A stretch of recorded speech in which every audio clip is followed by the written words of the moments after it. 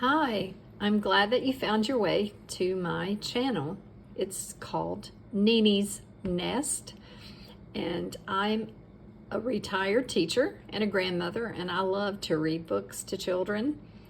And so if you have not subscribed to this channel yet, take a few minutes right now and go and do that.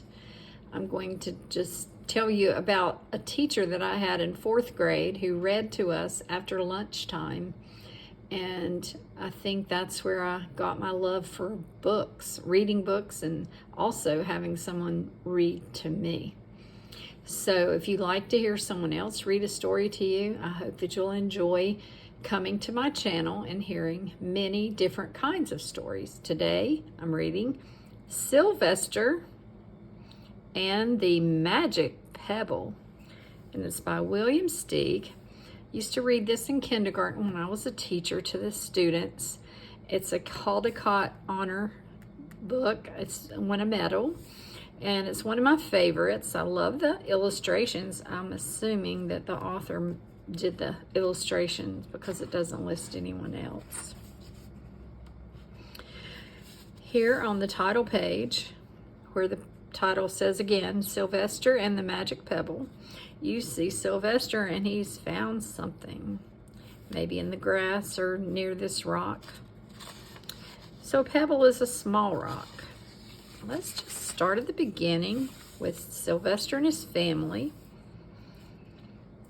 His last name is Duncan, so here we go. Sylvester Duncan lived with his mother and father at Acorn Road in Oatsdale. One of his hobbies was collecting pebbles of unusual shape and color.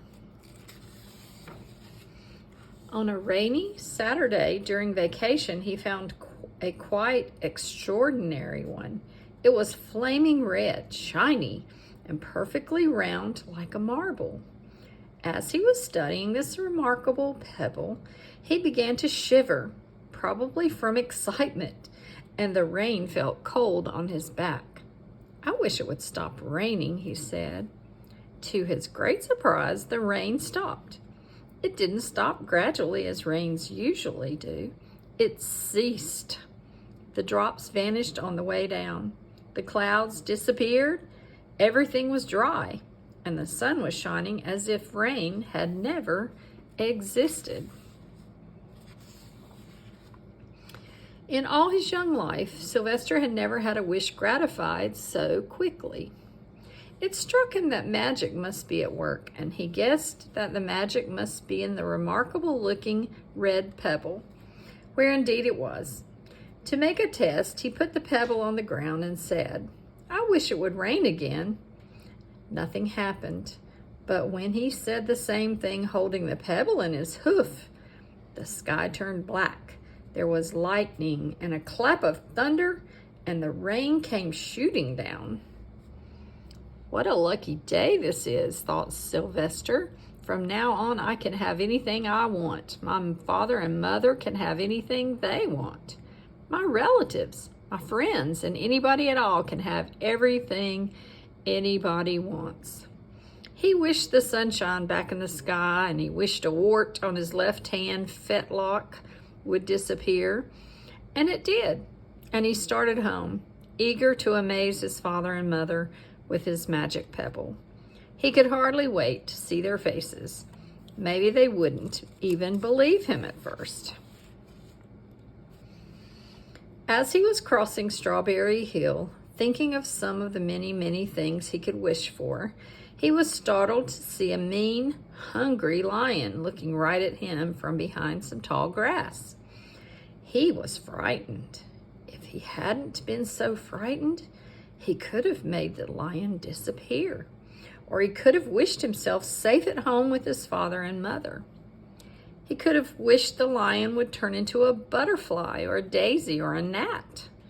He could have wished many things, but he panicked, and he couldn't think carefully. "I wish I were a rock," he said, and he became a rock. The lion came bounding over, sniffed the rock 100 times, walked around and around it, and went away confused, perplexed, puzzled, and bewildered. I saw that little donkey as clear as day. Maybe I'm going crazy, he muttered. And there was Sylvester, a rock on Strawberry Hill with the magic pebble lying right beside him on the ground, and he was unable to pick it up. Oh, how I wish I were myself again, he thought, but nothing happened. He had to be touching the pebble to make the magic work, but there was nothing he could do about it. His thoughts began to race like mad. He was scared and worried. Being helpless, he felt hopeless. He imagined all the possibilities, and eventually he realized that his only chance of becoming himself again was for someone to find the red pebble and to wish that the rock next to it would be a donkey. Someone would surely find the red pebble. It was so bright and shiny, but what on earth would make them wish that a rock were a donkey? The chance was 1 in a billion at best. Sylvester fell asleep. What else could he do? Night came with many stars.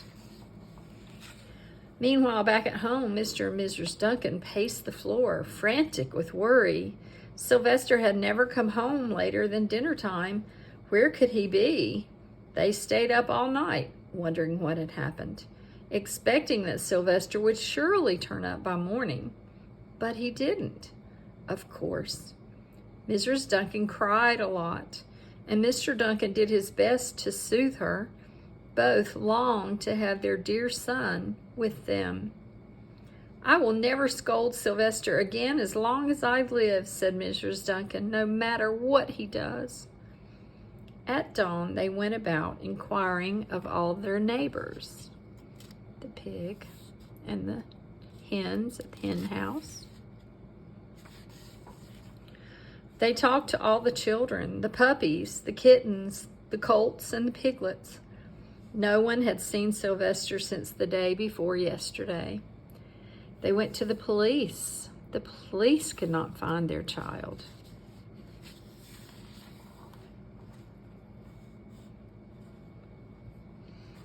All the dogs in Oatsdale went searching for him. They sniffed behind every rock and tree and blade of grass, into every nook and gully of the neighborhood and beyond, but found not a scent of him. They sniffed the rock on Strawberry Hill, but it smelled like a rock. It didn't smell like Sylvester. After a month of searching the same places over and over again, and inquiring of the same animals over and over again, Mr. and Mrs. Duncan no longer knew what to do. They concluded that something dreadful must have happened and that they would probably never see their son again, though all the time he was less than a mile away. They tried their best to be happy, to go about their usual ways, but their usual ways included Sylvester, and they were always reminded of him. They were miserable. Life had no meaning for them anymore. Night followed day and day followed night, over and over again. Sylvester on the hill woke up less and less often. When he was awake, he was only hopeless and unhappy. He felt he would be a rock forever, and he tried to get used to it. He went into an endless sleep. The days grew colder. Fall came with the leaves changing color. Then the leaves fell, and the grass bent to the ground. Then it was winter. The winds blew this way and that. It snowed.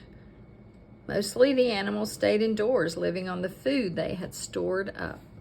One day, a wolf sat on the rock that was Sylvester and howled because he was hungry. Then the snows melted. The earth warmed up in the spring sun, and things budded. Leaves were on the trees again. Flowers showed their young faces. One day in May, Mr. Duncan insisted that his wife go with him on a picnic. Let's cheer up, he said. Let us try to live again and be happy, even though Sylvester, our angel, is no longer with us. They went to Strawberry Hill. Mrs. Duncan sat down on the rock. The warmth of his own mother sitting on him woke Sylvester up from his deep winter sleep. How he wanted to shout, "Mother, Father, it's me, Sylvester, I'm right here." But he couldn't talk. He had no voice. He was stone dumb. Mr. Duncan walked aimlessly about while Mrs. Duncan set out the picnic food on the rock. Alfalfa sandwiches, pickled oats, sassafras salad, timothy compote. Suddenly Mr. Duncan saw the red pebble. "What a fantastic pebble," he exclaimed. "Sylvester would have loved it for his collection." He put the pebble on the rock. They sat down to eat. Sylvester was now as wide awake as a donkey that was a rock could possibly be. Mrs. Duncan felt some mysterious excitement. "You know, Father," she said suddenly, "I have the strangest feeling that our dear Sylvester is still alive and not far away." I am, Sylvester wanted to shout, but he couldn't.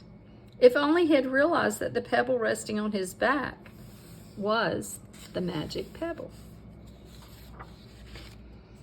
"Oh, how I wish he were here with us this lovely May day," said Mrs. Duncan. Mr. Duncan looked sadly at the ground. "Don't you wish too, Father?" she said.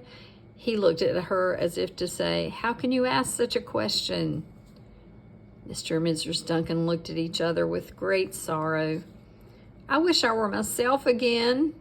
I wish I were my real self again," thought Sylvester. And in less than an instant, he was. You can imagine the scene that followed. The embraces, the kisses, the questions, the answers, the loving looks, and the fond exclamations. "You see," Sylvester said, "I wish I were myself again," and the rock was on his back, so he became himself again. And the happy ending. When they had eventually calmed down a bit and had gotten home, Mr. Duncan put the magic pebble in an iron safe. Someday they might want to use it, but really for now, what more could they wish for? They all had all that they wanted. They were so happy to be together again. A beautiful ending to a story that was a bit scary for a bit. I'm hoping you enjoyed it. If you did, give it a thumbs up, tell your friends about it, and ask them if they want to join us here at Nene's Nest. Thanks for being here. See you soon.